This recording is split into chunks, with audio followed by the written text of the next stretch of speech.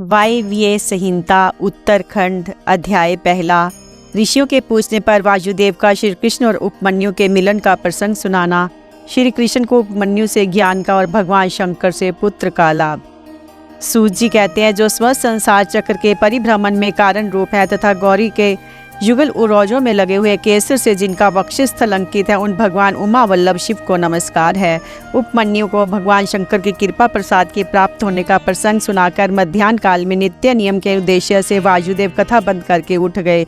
तब नैमिषारण्य निवासी अन्य ऋषि भी अब अमुक बात पूछनी ऐसा निश्चय करके उठे और प्रतिदिन की भांति अपना तात्कालिक नित्य क्रम पूरा करके भगवान वासुदेव को आया देख फिर आकर उनके पास बैठ गए। नियम समाप्त होने पर जब आकाश जन्मा वासुदेव मुनियों की सभा में अपने लिए निश्चित उत्तम आसन पर विराजमान हो गए, सुखपूर्वक बैठ गए। तब वे लोक वंदित पवन देव परमेश्वर की श्री संपन्न विभूति का मन ही मन चिंतन करके इस प्रकार बोले, मैं उन सर्वज्ञ और अपराजित महान देव भगवान शंकर की शरण लेता हूँ, जिनकी विभूति समस्त चराचर जगत के रूप में फैली हुई है। उनकी शुभ वाणी को सुनकर वे निष्पाप ऋषि भगवान की विभूति का विस्तार पूर्वक वर्णन सुनने के लिए ये उत्तम वचन बोले। ऋषियों ने कहा, भगवान आपने महात्मा उपमन्यु का चरित्र सुनाया, जिससे ये ज्ञात हुआ कि उन्होंने केवल दूध के लिए तपस्या करके भी परमेश्वर शिव से सब कुछ पा लिया। हमने पहले से ही सुन रखा है कि अनायास ही महान कर्म करने वाले वसुदेव नंदन भगवान श्री कृष्ण किसी समय धौम्य के बड़े भाई उपमन्यु से मिले थे और उनकी प्रेरणा से पाशुपात व्रत का अनुष्ठान करके उन्होंने परम ज्ञान प्राप्त कर लिया था।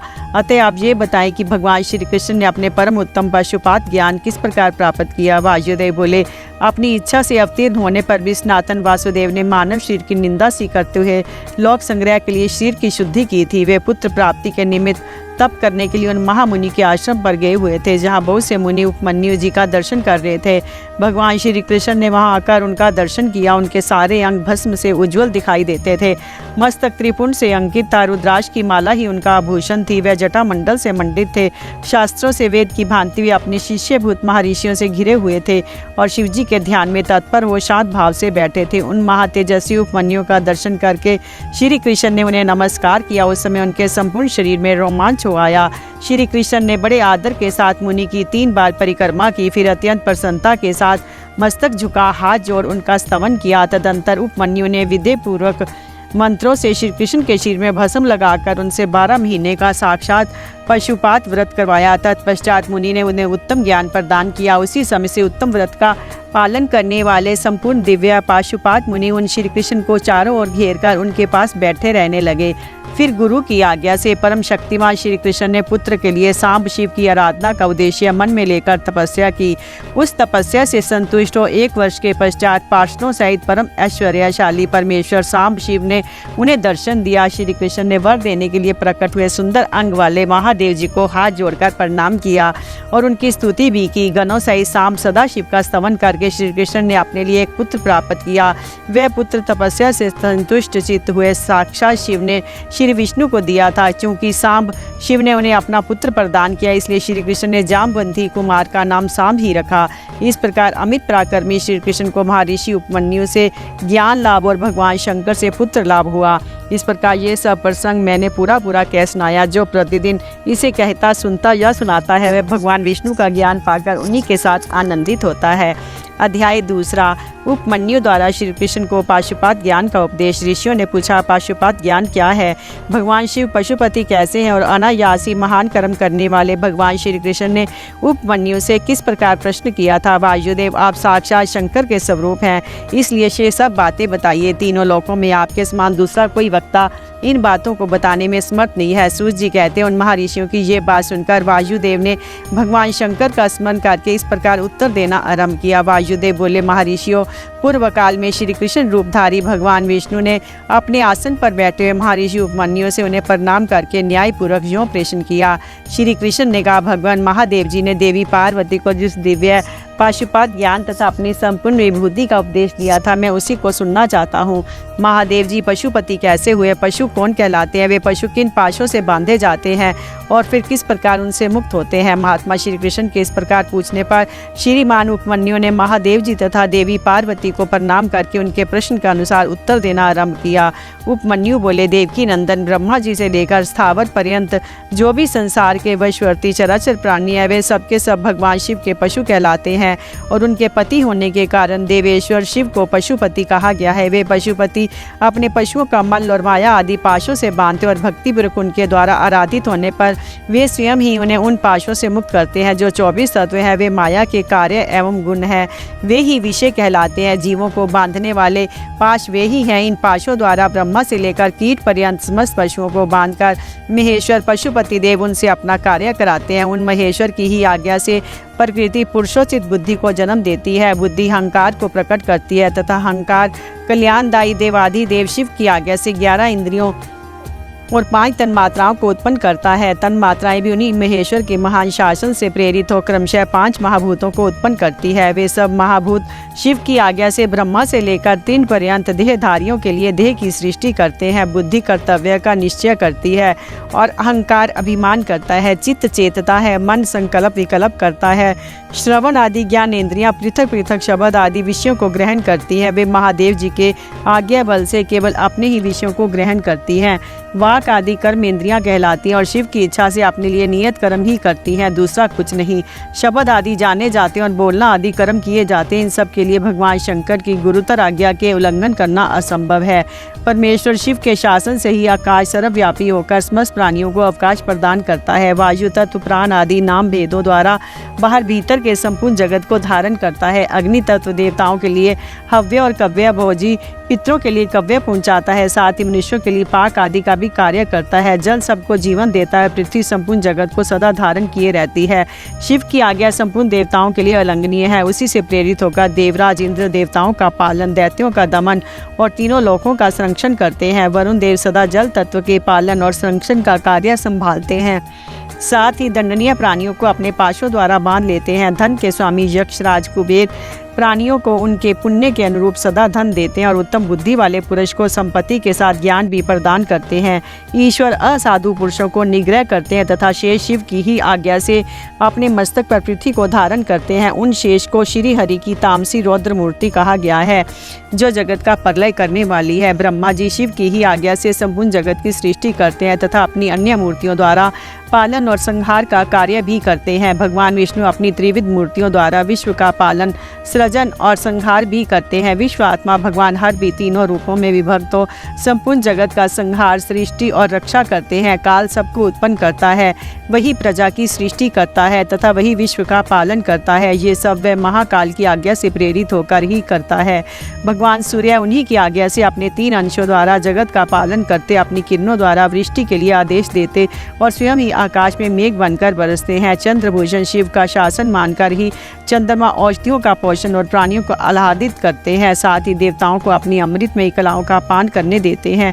आदित्य, वसु, रुद्र, अश्विनी कुमार, मरुदगण, आकाशचारी ऋषि, सिद्ध, नारायण, मनुष्य, मनुज, पशु, पक्षी, कीट आदि स्थावर प्राणी, नदियाँ, समुद्र, पर्वत, वन, सरोवर, अंगों सहित वेद शास्त्र, मंत्र, वैदिक स्त्रोत और यज्ञ आदि कालाग्नि से लेकर शिव पर्यंत भुवन, उनके अधिपति, असंख्य ब्रह्मांड, उनके आवरण, वर्तमान, भूत और भविष्य, दिशा विदिशाएं, कला आदि काल के भिन्न भिन्न भेद तथा जो कुछ भी इस जगत में देखा और सुना जाता है वह सब भगवान शंकर की आज्ञा के बल से ही टिका हुआ है। उनकी आज्ञा के ही बल से यहाँ पृथ्वी, पर्वत, मेघ, समुद्र, नक्षत्रगण, इंद्र आदि देवता, स्थावर, जंगम अथवा जड़ और चेतन सबकी स्थिति है। अध्याय 3। भगवान शिव की ब्रह्मा आदि पंच मूर्तियों, ईशान आदि ब्रह्म मूर्तियों तथा पृथ्वी एवं शर्व आदि अष्ट मूर्तियों का परिचय और उनकी सर्वव्यापकता का वर्णन।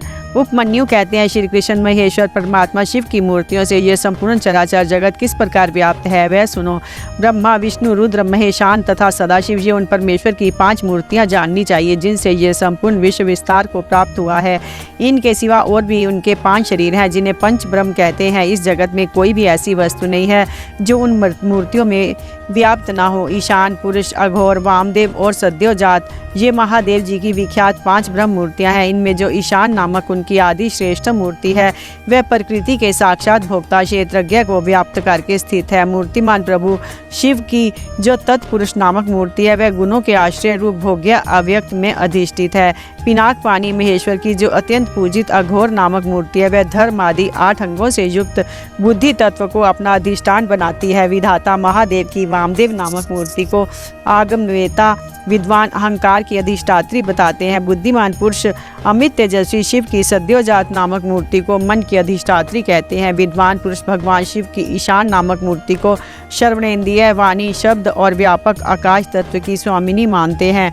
पुराणों के अर्थ ज्ञान में निपुण समस्त विद्वानों ने महेश्वर के तत्पुरुष नामक विग्रह को त्वचा, हाथ, स्पर्श और वायु तत्व का स्वामी समझा है। मनीषी मुनि शिव की अघोर नामक मूर्ति को नेत्र, पैर, रूप और अग्नि तत्व की अधिष्ठात्री बताते हैं। भगवान शिव के चरणों में अनुराग रखने वाले महात्मा पुरुष उनकी वामदेव नामक मूर्ति को रसना, पायु, रस और जल तत्व की स्वामिनी समझते हैं तथा सद्योजात नामक मूर्ति को ज्ञानेन्द्रियां, उपस्थ, गंध और पृथ्वी तत्व की अधिष्ठात्री कहते हैं। महादेव जी की ये पांचों मूर्तियां कल्याण की एकमात्र हेतु है। कल्याणकामी पुरुषों को इनकी सदा ही यत्न पूर्वक वंदना करनी चाहिए। उन देवादिदेव महादेव जी की जो 8 मूर्तियां हैं तत्स्वरूप ही ये जगत है।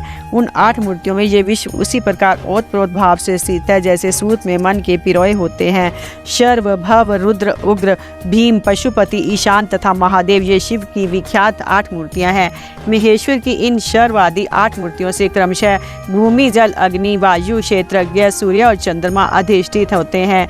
उनकी पृथ्वीमयी मूर्ति संपूर्ण चराचर जगत को धारण करती है। उसके अधिष्ठाता का नाम शर्व है, इसलिए वह शिव की शार्वी मूर्ति कहलाती है। यही शास्त्र का निर्णय है। उनकी जलमयी मूर्ति समस्त जगत के लिए जीवनदायिनी है। जल परमात्मा भव की मूर्ति है, इसलिए उसे भावी कहते हैं। शिव की तेजोमयी शिव मूर्ति विश्व के बाहर भीतर व्याप्त होकर स्थित है। उस घोर रूपनी मूर्ति का नाम रुद्र है, इसलिए वह रौद्री कहलाती है। भगवान शिव वायु रूप से स्वयं गतिशील होते और इस जगत को गतिशील बनाते हैं, साथ ही ये इसका भरण पोषण भी करते हैं। वायु भगवान उग्र की मूर्ति है, इसलिए साधु पुरुष इसे औग्री कहते हैं। इसलिए भगवान भीम की आकाश रूपनी मूर्ति सबको अवकाश देने वाली सर्वव्यापिनी तथा भूत समुदाय की भेदिका है।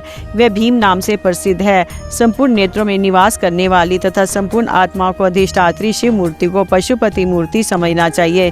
वह पशुओं के पाशों को उच्छेद करने वाली है। महेश्वर की जो ईशान नामक मूर्ति है वही दिवाकर सूर्य नाम धारण करके संपूर्ण जगत को प्रकाशित करती आकाश में विचरती है, जिनकी किरणों में अमृत भरा है और जो संपूर्ण विश्व को उस अमृत से आप्यायित करते हैं। वे चंद्रदेव भगवान शिव के महादेव नामक विग्रह हैं, अतः इन्हें महादेव मूर्ति कहते हैं। ये जो 8वीं मूर्ति है वह परमात्मा शिव का साक्षात स्वरूप है तथा अन्य सब मूर्तियों में व्यापक है, इसलिए ये संपूर्ण विश्व शिव रूप ही है। जैसे वृक्ष की जड़ सींचने से उसकी शाखाएं पुष्ट होती हैं, उसी प्रकार भगवान शिव की पूजा से उनके स्वरूप भूत जगत का पोषण होता है। इसलिए सबको अभयदान देना, सब पर अनुग्रह करना और सबका उपकार करना ये शिव का आराधन माना गया है। जैसे इस जगत में अपने पुत्र पौत्र आदि के प्रसन्न रहने से पिता पितामह आदि को प्रसन्नता होती है, उसी प्रकार संपूर्ण जगत की प्रसन्नता से भगवान शंकर प्रसन्न होते हैं। यदि किसी भी देहधारी को दंड दिया जाता है तो उसके द्वारा अष्टमूर्तिधारी शिव का ही अनिष्ट किया जाता है, इसमें संशय नहीं है। 8 मूर्तियों के रूप में संपूर्ण विश्व को व्याप्त करके स्थित हुए भगवान शिव का तुम सब प्रकार से भजन करो, क्योंकि रुद्रदेव सब के परम कारण है। अध्याय 4 शिव और शिवा की विभूतियों का वर्णन। श्री कृष्ण ने पूछा, भगवान अमित तेजस्वी भगवान शिव की मूर्तियों ने इस संपूर्ण जगत को जिस प्रकार व्याप्त कर रखा है वह सब मैंने सुना। अब मुझे ये जानने की इच्छा है कि परमेश्वरी शिवा और परमेश्वर शिव का यथार्थ स्वरूप क्या है। उन दोनों ने स्त्री और पुरुष रूप से इस जगत को किस प्रकार व्याप्त कर रखा है। उपमन्यु बोले, देवकी नंदन, मैं शिवा और शिव के श्री संपन्न ऐश्वर्य का और उन दोनों के यथार्थ स्वरूप का संक्षेप से वर्णन करूंगा। विस्तार पूर्वक इस विषय का वर्णन तो भगवान शिव भी नहीं कर सकते। साक्षात महादेवी पार्वती शक्ति है और महादेव जी शक्तिमान। उन दोनों की विभूति का लेश मात्र भी संपूर्ण चराचर जगत के रूप में स्थित है। यहाँ कोई वस्तु जड़ रूप है और कोई वस्तु चेतन रूप। वे दोनों क्रमशः शुद्ध, अशुद्ध तथा पर और अपर कहे गए हैं। जो चिन्ह मंडल जड़ मंडल के साथ संयुक्त और संसार में भटक रहा है वही अशुद्ध और अपर कहा गया है। उससे भिन्न जो जड़ के बंधन से मुक्त है वह पर और शुद्ध कहा गया है। अपर और पर चित्त स्वरूप है। इन पर सब भावता शिव और शिवा का स्वामित्व है। शिवा और शिव के ही वश में ये विश्व है, विश्व के वश में शिवा और शिव नहीं है। ये जगत शिव और शिवा के शासन में है, इसलिए वे दोनों इसके ईश्वर या विश्वेश्वर कहे गए हैं। जैसे शिव है वैसे ही शिवा देवी है तथा जैसी शिवा देवी है वैसे ही शिव है। जिस तरह चंद्रमा और उनकी चांदनी में कोई अंतर नहीं है, उसी प्रकार शिव और शिवा में कोई अंतर न समझे। जैसे चंद्रिका के बिना ये चंद्रमा सुशोभित नहीं होते, उसी प्रकार शिव विद्यमान होने पर भी शक्ति के बिना सुशोभित नहीं होते। जैसे ये सूर्यदेव कभी प्रभा के बिना नहीं रहते और प्रभा भी उन सूर्यदेव के बिना नहीं रहती, निरंतर उनके आश्रय में ही रहती है, उसी प्रकार शक्ति और शक्तिमान को सदा एक दूसरे की अपेक्षा होती है। ना तो वे शिव के बिना शक्ति रह सकती है, ना शक्ति के बिना शिव, जिसके द्वारा शिव सदा देहधारियों को भोग और मोक्ष देने में समर्थ होते हैं। वे आदि अद्वितीय चिन्मयी पराशक्ति शिव के ही आश्रित है।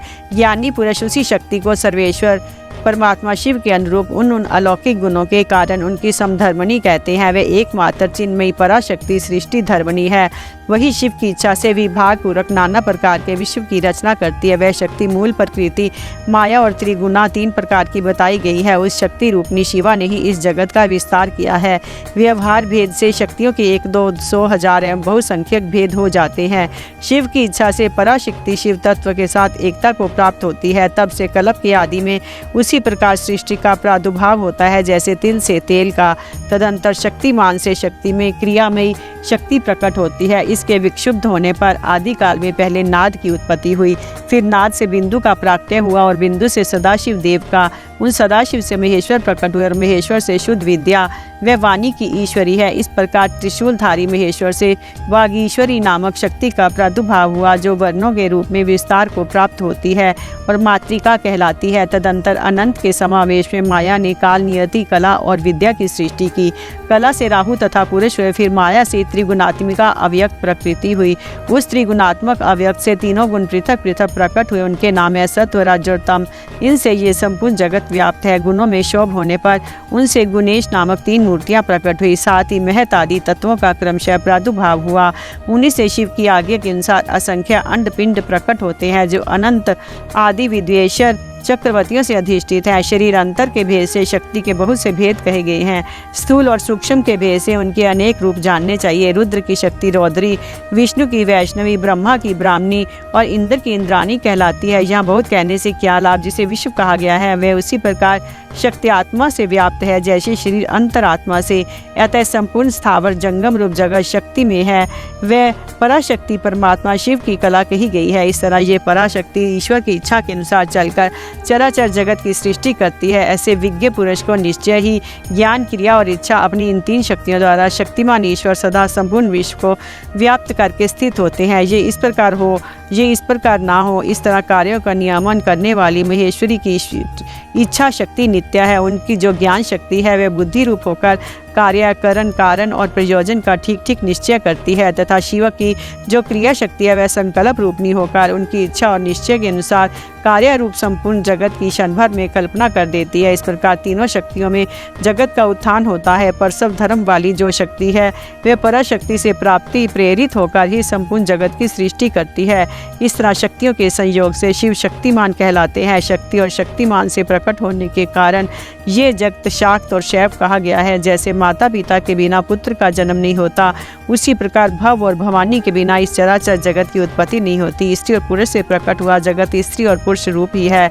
ये स्त्री और पुरुष की विभूति है, अतः स्त्री और पुरुष से अधिष्ठित है। इनमें शक्तिमान पुरुष रूप शिव तो परमात्मा कहे गए हैं और स्त्री रूपनी शिवा उनकी पराशक्ति। शिव सदाशिव कहे गए हैं और शिवा मनोन्मानी। शिव को महेश्वर जानना चाहिए और शिव माया कहलाती है। परमेश्वर शिव पुरुष हैं और परमेश्वरी शिवा प्रकृति। महेश्वर शिव रुद्र हैं, उनकी वल्लभा शिवा देवी रुद्रानी। विश्वेश्वर देव विष्णु हैं तथा उनकी प्रिया लक्ष्मी। जब सृष्टिकर्ता शिव ब्रह्मा कहलाते हैं तब उनकी प्रिया को ब्राह्मणी कहते हैं। भगवान शिव भास्कर हैं और भगवती शिवा प्रभा। कामनाशन शिव महेंद्र हैं और गिरिराज नंदिनी उमा शची। महादेव जी अग्नि है और उनकी अर्धाग्नि उमा स्वाहा। भगवान त्रिलोचन यम है और गिरिराज नंदिनी उमा यम प्रिया। भगवान शंकर निरिति हैं और पार्वती नैरिति। भगवान रुद्र वरुण हैं और पार्वती वारुणी।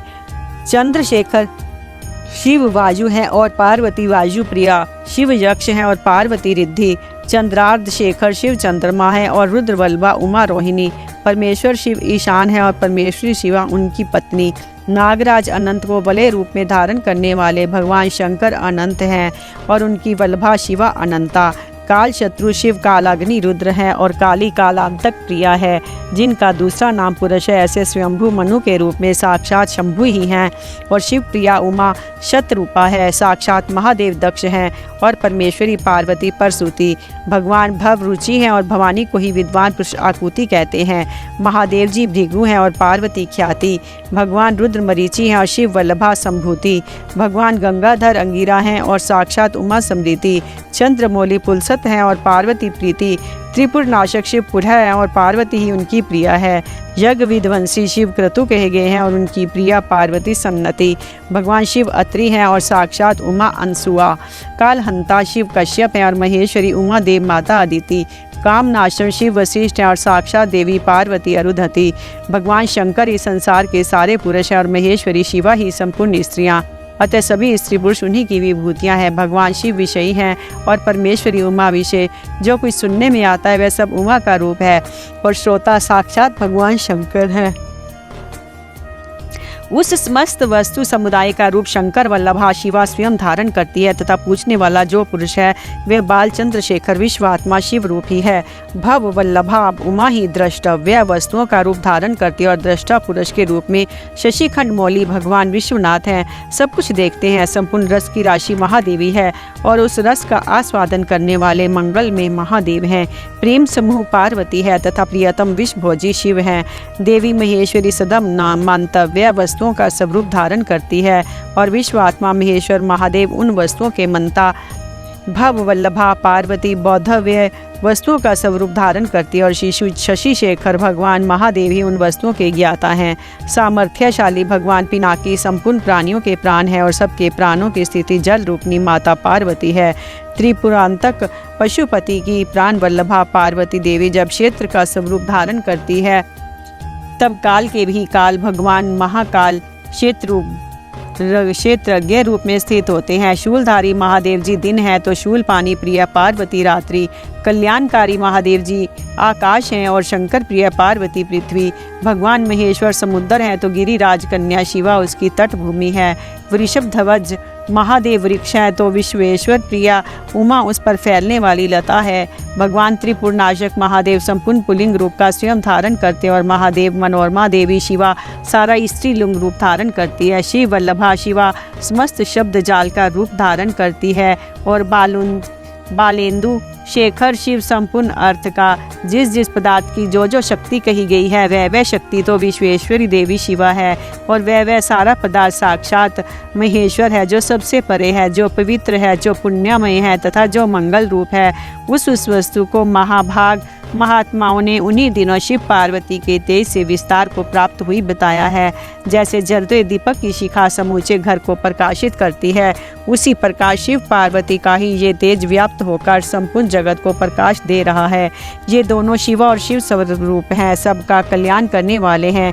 अतः सदा ही इन दोनों का पूजन नमन एवं चिंतन करना चाहिए। श्री कृष्ण, आज मैंने तुम्हारे समक्ष अपनी बुद्धि के अनुसार परमेश्वर शिवा और शिव के यथार्थ स्वरूप का वर्णन किया है, परंतु इयतापूर्वक नहीं, अर्थात इस वर्णन से ये नहीं मान लेना चाहिए कि इन दोनों के यथार्थ रूप का पूर्णतः वर्णन हो गया, क्योंकि इनके स्वरूप की सीमा नहीं है जो समस्त महापुरुषों के भी मन की सीमा से परे हैं। परमेश्वर शिव और शिवा के उस यथार्थ स्वरूप का वर्णन कैसे किया जा सकता है? जिन्होंने अपने चित्त को महेश्वर के चरणों में अर्पित कर दिया है तथा जो उनके अन्यायी भक्त हैं उनके ही मन में वे आते हैं और वे उन्हीं को बुद्धि में आरूढ़ होते हैं, दूसरों की बुद्धि में वे आरूढ़ नहीं होते। यहाँ मैंने जिस विभूति का वर्णन किया है वह प्राकृत है, इसलिए अपरा मानी गई है। इससे भिन्न जो अप्राकृत एवं परा विभूति है वह गुरी है। उनके गुरी रहस्य को जानने वाले पुरुष ही उन्हें जानते हैं। परमेश्वर की ये अप्रकृता परा विभूति वह है जहाँ से मन और इंद्रियों सहित वाणी लौट आती है। परमेश्वर की वही विभूति यहाँ परम धाम है, वही यहाँ परम गति है और वही यहाँ पराकाष्ठा है। जो अपने श्वास और इंद्रियों पर विजय पा चुके हैं वे योगी जन ही उसे पाने का प्रयत्न करते हैं। शिवा और शिव की ये विभूति संसार रूपी विस्तर सर्प के डसने से मृत्यु के अधीन हुए मानवों के लिए संजीवनी औषधि है। इसे जानने वाला पुरुष किसी से भी भयभीत नहीं होता। जो इस परा और अपरा विभूति को ठीक ठाक जान लेता है वे अपरा विभूति को लांघकर परा विभूति का अनुभव करने लगता है। श्री कृष्ण, वह मैंने तुमसे परमात्मा शिव और पार्वती के यथार्थ स्वरूप का गोपनीय होने पर भी वर्णन किया गया है, क्योंकि तुम भगवान शिव की भक्ति के योग्य हो। जो शिष्य ना हो, शिव के उपासक ना हो और भक्त भी ना हो, ऐसे लोगों को कभी शिव पार्वती की इस विभूति का उपदेश नहीं देना चाहिए। ये वेद की आज्ञा है। अतः अत्यंत कल्याण में श्री कृष्ण, तुम दूसरों की इसका उपदेश ना देना। जो तुम्हारे जैसे योग्य पुरुष हो उन्हीं से कहना, अन्यथा मौन ही रहना।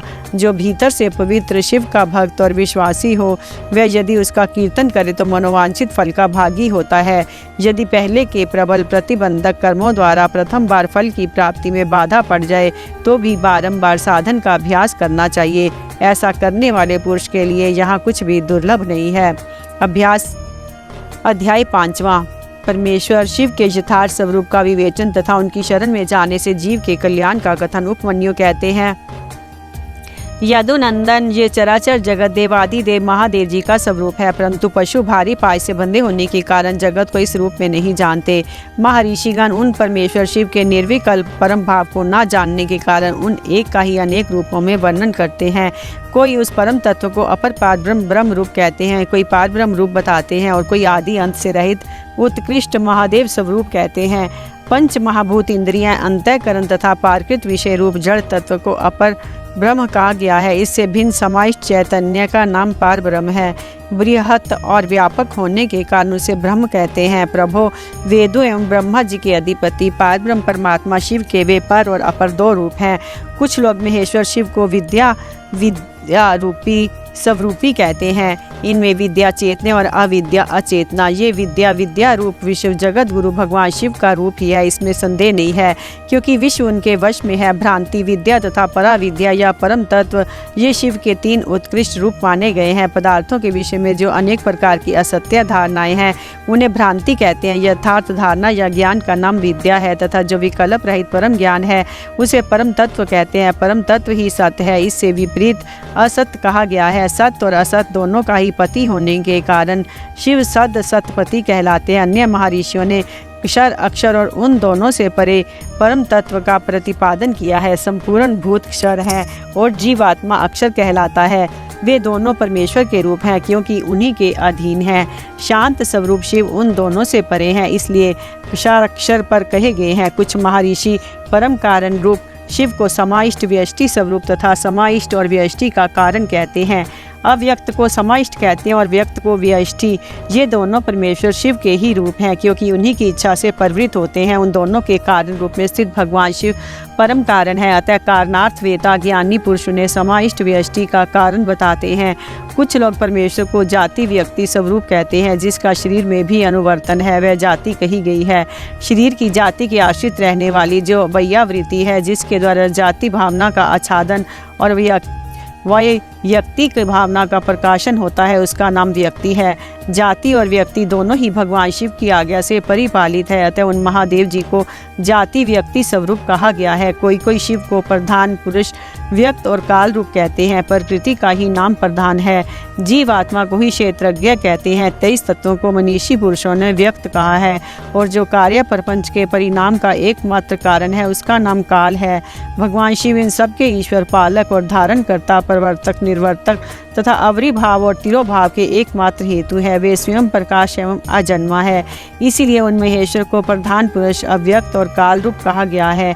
कारण, नेता, अधिपति और धाता बताया गया है। कुछ लोग महेश्वर को विराट और हिरण्यगर्भ रूप बताते हैं, जो संपूर्ण लोकों की सृष्टि के हेतु है। उनका नाम हिरण्यगर्भ है और विश्व रूप को विराट कहते हैं। ज्ञानी पुरुष भगवान शिव को अंतर्यामी और परम पुरुष कहते हैं। दूसरे लोग उन्हें प्राज्ञ, तेजस और विश्व रूप बताते हैं। कोई उन्हें तुरीय रूप मानते हैं और कोई सौम्य रूप। कितने ही विद्वानों का कथन है कि वे पाता, मानमय और मिति रूप है। अन्य लोग कर्ता, क्रिया, कार्य, कारण और कारण रूप कहते हैं। दूसरे ज्ञानियों ने जागृत, स्वप्न और सुषुप्ति रूप बताते हैं।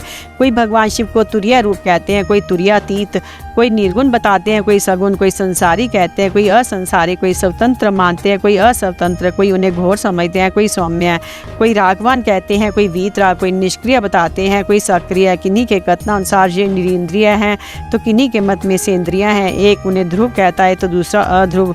कोई उन्हें साकार बताते हैं, कोई निराकार। किन्हीं के मत में वे अदृश्य हैं तो किन्हीं के मत में दृश्य है। कोई उन्हें वर्णनीय मानते हैं तो कोई अनिवर्चनीय। किन्हीं के मत में वे शब्द स्वरूप हैं, किन्हीं के मत में शब्दातीत अतीत, कोई उन्हें चिंतन का विषय मानते हैं तो कोई अचिंत्य समझते हैं। दूसरे लोगों का कहना है कि वे ज्ञान स्वरूप हैं, कोई उन्हें विज्ञान की संज्ञा देते हैं। किन्हीं के मत में वे ज्ञेय हैं और किन्हीं के मत में अज्ञेय, कोई उन्हें पर बताता है तो कोई अपर। इस तरह उनके विषय में नाना प्रकार की कल्पनाएं होती हैं, जो नाना प्रतीतियों के कारण मुनिजन उन परमेश्वर के यथार्थ स्वरूप का निश्चय नहीं कर पाते। जो सर्वभाव से उन परमेश्वर की शरण में आ गए हैं, वे ही उन परम कारण शिव को बिना यत्न के ही जान पाते हैं। जब तक पशु जीव का दूसरा कोई ईश्वर नहीं है, उन सर्वेश्वर, सर्वज्ञ, पुराण पुरुष तथा तीनों लोकों के शासक शिव को नहीं देखता, तब तक वह पाशों से बद्ध हो इस दुखमय संसार चक्र में गाड़ी के पहिए की नेमी के समान घूमता रहता है। जब वह दृष्टा जीवात्मा, सबके शासक, ब्रह्मा के भी आदि कारण, संपूर्ण जगत के रचयिता, स्वर्णोपम दिव्य प्रकाश स्वरूप परम पुरुष का साक्षात कर लेता है, तब पुण्य और पाप दोनों की भली भांति हटाकर निर्मल हुआ वह ज्ञानी महात्मा सर्वोत्तम समता को प्राप्त कर लेता है। अध्याय 6। शिव के शुद्ध, बुद्ध, मुक्त, सर्व में सर्वव्यापक एवं सर्वातीत स्वरूप का तथा उनकी प्रणव रूपता का प्रतिपादन। उपमन्यु कहते हैं, यदुनंदन, शिव का ना तो आनव मल का ही बंधन प्राप्त है, ना कर्म का, ना माया का ही। प्राकृत बोध, अहंकार, मन, चित्त, इंद्रिय, तन मात्रा और पंचभूत संबंधी भी कोई बंधन उन्हें छू नहीं सका है।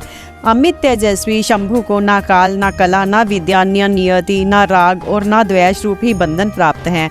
उनमें ना तो कर्म है, ना उन कर्मों का परिपाक है, ना उनके फल स्वरूप सुख और दुख है, ना उनका वासनाओं से संबंध है, ना कर्मों के संस्कारों से, भूत, भविष्य और वर्तमान भोगों तथा उनके संस्कारों से भी उनका संपर्क नहीं है। ना उनका कोई कारण है, ना कर्ता, ना आदि है, ना अंत, ना मध्य है, ना कर्म और करण है, ना अकर्तव्य है, ना कर्तव्य ही है। उनका ना कोई बंधु है, ना अबंधु, ना नियंता है, ना प्रेरक, ना पति है, ना गुरु है, ना त्राता ही है। उनसे अधिक की चर्चा कौन करे। उनके समान भी कोई नहीं है। उनका ना जन्म होता है, ना मरण। उनके लिए कोई वस्तु ना तो वांछित है, ना अवांछित ही। उनके लिए ना विधि है, ना निषेध, ना बंधन है, ना मुक्ति। जो अकल्याणकारी दोष है वे उनमें कभी नहीं रहते, परंतु संपूर्ण कल्याणकारी गुण उनमें सदा ही रहते हैं। क्योंकि शिव साक्षात परमात्मा है, वे शिव अपनी शक्तियों द्वारा इस संपूर्ण जगत में व्याप्त होकर अपने स्वभाव से च्युत ना होते हुए सदा ही स्थित रहते हैं, इसलिए उन्हें स्थाणु कहते हैं। ये संपूर्ण चराचर जगत शिव से अधिष्ठित है, अतः भगवान शिव सर्वरूप माने गए हैं। जो ऐसा जानता है वह कभी मोह में नहीं पड़ता। रुद्र सर्वरूप है, उन्हें नमस्कार है। वे सत्स्वरूप परम महान पुरुष हिरण्यबाहु भगवान हिरण्यपति, ईश्वर, अंबिकापति, ईशान, पिनाकपानी और वृषभवाहन है। एकमात्र रुद्र ही पारब्रह्म परमात्मा है। वे ही कृष्ण पिंगल वर्ण वाले पुरुष हैं। वे हृदय के भीतर कमल के मध्य भाग में केश के अग्र भाग की भांति सूक्ष्म रूप से चिंतन करने योग्य है। उनके केश सुनहरे रंग के हैं, नेत्र कमल के समान सुंदर हैं, अंग कांति अरुण और ताम्र वर्ण की है। वे स्वर्ण में नीलकंठ देव सदा विचरते रहते हैं। उन्हें सौम्य, घोर, मिश्र, अक्षर, अमृत और अव्यय कहा गया है। वे पुरुष विशेष परमेश्वर भगवान शिव काल के भी काल हैं, चेतन और अचेतन से परे हैं, इस प्रपंच से भी परात्पर है। शिव में ऐसे ज्ञान और ऐश्वर्य देखे गए हैं जिनसे बढ़कर ज्ञान और ऐश्वर्य अन्यत्र नहीं है। मनीषी पुरुषों ने भगवान शिव को लोक में सबसे अधिक ऐश्वर्यशाली पद पर प्रतिष्ठित बताया है। प्रत्येक कल्प में उत्पन्न होकर एक सीमित काल तक रहने वाले ब्रह्माओं को आदि काल में विस्तार पूर्वक शास्त्र का उपदेश देने वाले भगवान शिव ही हैं। एक सीमित काल तक रहने वाले गुरुओं को भी वे गुरु हैं। वे सर्वेश्वर सदा सभी के गुरु हैं। काल की सीमा उन्हें छू नहीं सकती। उनकी शुद्ध स्वाभाविक शक्ति सबसे बढ़कर है।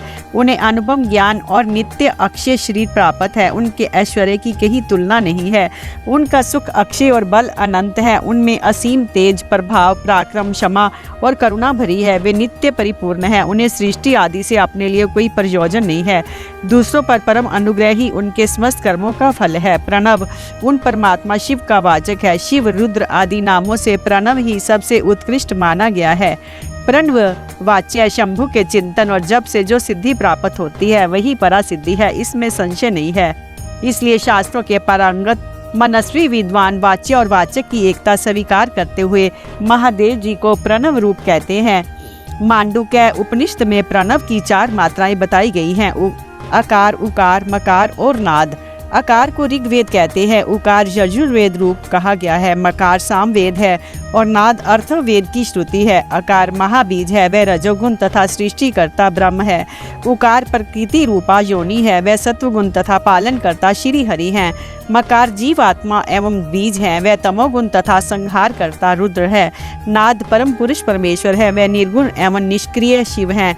इस प्रकार प्रणव अपनी 3 मात्राओं के द्वारा ही 3 रूपों में इस जगत का प्रतिपादन करके अपनी अर्ध मात्रा के द्वारा शिव स्वरूप का बोध कराता है, जिससे श्रेष्ठ दूसरा कुछ भी नहीं है, जिनसे बढ़कर कोई ना तो अधिक सूक्ष्म है ना महान ही है, तथा जो अकेले ही वृक्ष की भांति निश्चल भाव से प्रकाश में आकाश में स्थित है।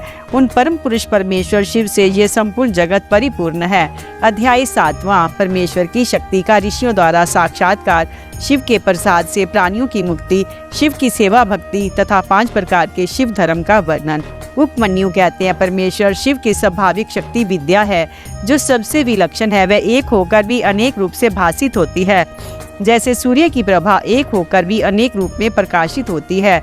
उस विद्या शक्ति से इच्छा, ज्ञान, क्रिया और माया आदि अनेक शक्तियां उत्पन्न हुई हैं। ठीक उसी तरह जैसे अग्नि से बहुत सी चिंगारियां प्रकट होती हैं, उसी से सदाशिव और ईश्वर आदि तथा विद्या और विद्येश्वर आदि पुरुष भी प्रकट हुए हैं। परात्पर प्रकृति भी उसी से उत्पन्न हुई है। मह तत्व से लेकर विशेष पर्यंत सारे विकार तथा अज आदि मूर्तियां भी उसी से प्रकट हुई हैं। इनके सिवा जो अन्य वस्तुएं हैं वे सब भी उसी शक्ति के कार्य में, इसमें संशय नहीं है। वह शक्ति सर्वव्यापिनी, सूक्ष्म तथा ज्ञानानंद रूपनी है। उसी से सीता शुंभूषण भगवान शिव शक्तिमान कहलाते हैं। शक्तिमान शिव वैद्य हैं और शक्ति रूपनी शिवा विद्या है। वे शक्ति रूपा शिवा ही प्रज्ञा, श्रुति, समृद्धि, धृति, स्थिति, निष्ठा, ज्ञान शक्ति, इच्छा शक्ति, कर्म शक्ति, आज्ञा शक्ति, पारब्रह्म, परा और अपरा नाम की 2 विद्याएं शुद्ध विद्या और शुद्ध कला है, क्योंकि सब कुछ शक्ति का ही कार्य है। माया, प्रकृति, जीव, विकार, विकृति, असत और सत आदि जो कुछ भी उपलब्ध होता है वह सब उस शक्ति से ही व्याप्त है। वे शक्ति रूपनी शिवा देवी माया द्वारा समस्त चराचर ब्रह्मांड को अनायास ही मोह में डाल देती और लीला पूर्वक उसे मोह के बंधन से मुक्त भी कर देती है। इस शक्ति के 27 प्रकार हैं। 27 प्रकार वाली इस शक्ति के साथ सर्वेश्वर शिव संपूर्ण शिव विश्व को व्याप्त करके स्थित है। इन्हीं के चरणों में मुक्ति विराजती है। पूर्व काल की बात है, संसार बंधन से छूटने की इच्छा वाले कुछ ब्रह्मवादी मुनियों के मन में ये संशय हुआ। वे परस्पर मिलकर यथार्थ रूप से विचार करने लगे कि इस जगत का कारण क्या है, हम किससे उत्पन्न हुए हैं और किससे जीवन धारण करते हैं, हमारी प्रतिष्ठा कहाँ है, हमारा अधिष्ठाता कौन है, हम किसके सहयोग से सदा सुख में और दुख में रहते हैं, किसने इस विश्व की अलंघनीय व्यवस्था की है। यदि कहें काल स्वभाव, नियति और यदृच्छा इसमें कारण हो तो ये कथन युक्ति संगत नहीं जान पड़ता। 5 महाभूत तथा जीवात्मा भी कारण नहीं है। इन सब का संयोग तथ्य अन्य कोई भी कारण नहीं है, क्योंकि ये काल आदि अचेतन है। जीवात्मा के चेतन होने पर भी वह सुख दुख से अभिभूत तथा असमर्थ होने से इस जगत का कारण नहीं हो सकता। अतः कौन कारण है, इसका विचार करना चाहिए। इस प्रकार आपस में विचार करने पर जब वे युक्तियों द्वारा किसी निर्णय तक ना पहुंच सके, तब उन्होंने ध्यान योग में स्थित होकर परमेश्वर की सर्वभूता अचिंत्य शक्ति का साक्षात्कार किया, जो अपने ही गुणों से सत्व, रज और तम से ढकी है तथा उन तीनों गुणों से परे है। परमेश्वर की वह साक्षात शक्ति समस्त पाशों का विच्छेद करने वाली है। इसके द्वारा बंधन काट दिए जाने पर जीव अपनी दिव्य दृष्टि से उन सर्व कारण शक्तिमान महादेव जी का दर्शन करने लगते हैं, जो काल से लेकर जीवात्मा तक पूर्वोक्त समस्त कारणों से परे तथा संपूर्ण विश्व पर अपनी शक्ति के द्वारा ही शासन करते हैं। वे परमात्मा अपरमेय हैं। तदंतर परमेश्वर के प्रसाद योग, परम योग तथा सुदृढ़ भक्ति के योग के द्वारा उन मुनियों से दिव्य गति पर प्राप्त कर ली। श्री कृष्ण जो अपने हृदय में शक्ति सहित भगवान शिव का दर्शन करते हैं, उन्हीं को सनातन शांति प्राप्त होती है, दूसरों को नहीं। ये श्रुति का कथन है। शक्तिमान का शक्ति से कभी भी योग नहीं होता। अतः शक्ति और शक्तिमान दोनों के तादात्म्य से परमानंद की प्राप्ति होती है। मुक्ति की प्राप्ति में निश्चय ही ज्ञान और कर्म का कोई क्रम विवक्षित नहीं है। जब शिव और शक्ति की कृपा हो जाती है, तब वह मुक्ति हाथ में आ जाती है। देवता, दानव, पशु, पक्षी तथा कीड़े मकोड़े भी उनकी कृपा से मुक्त हो जाते हैं। गर्भ का बच्चा, जन्मता हुआ बालक, शिशु, तरुण, वृद्ध, मुमूर्ष, स्वर्गवासी नार की पतित धर्मात्मा पंडित तथा मूर्ख सब शिव की कृपा होने पर तत्काल मुक्त हो जाते हैं, इसमें संशय नहीं है।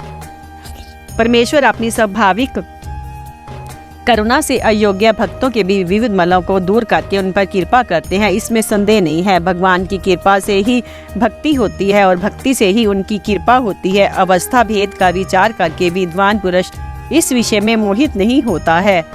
कृपा प्रसाद पूर्वक जो ये भक्ति होती है वह भोग और मोक्ष दोनों की प्राप्ति कराने वाली है। उसे मनुष्य एक जन्म में नहीं प्राप्त कर सकता। अनेक जन्मों तक क्षत्रों स्मार्त कर्मों का अनुष्ठान करके सिद्ध हुए विरक्त एवं ज्ञान संपन्न पुरुषों पर महेश्वर प्रसन्न होते हैं और कृपा करते हैं। देवेश्वर शिव के प्रसन्न होने पर उस पशु में बुद्धिपूर्वक थोड़ी सी भक्ति का उदय होता है।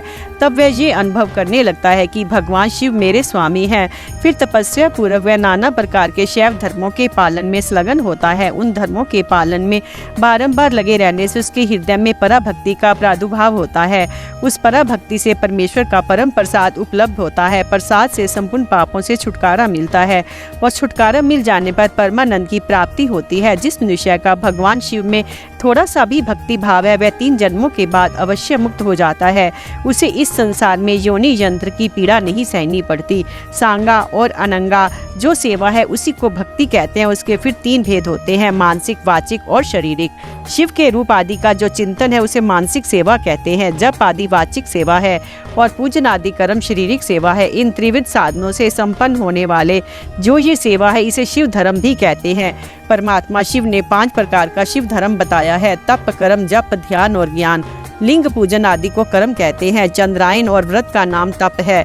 वाचिक, उपांशु और मानस 3 प्रकार का जो शिव मंत्र का अभ्यास है उसी को जाप कहते हैं, जप कहते हैं। शिव का चिंतन ही ध्यान कहलाता है तथा शिव संबंधी आगमों में जिस ज्ञान का वर्णन है उसी को यहाँ ज्ञान शब्द से कहा गया है। श्रीकंठ शिव ने शिवा के प्रति जिस ज्ञान का उपदेश किया है वही शिवागम है।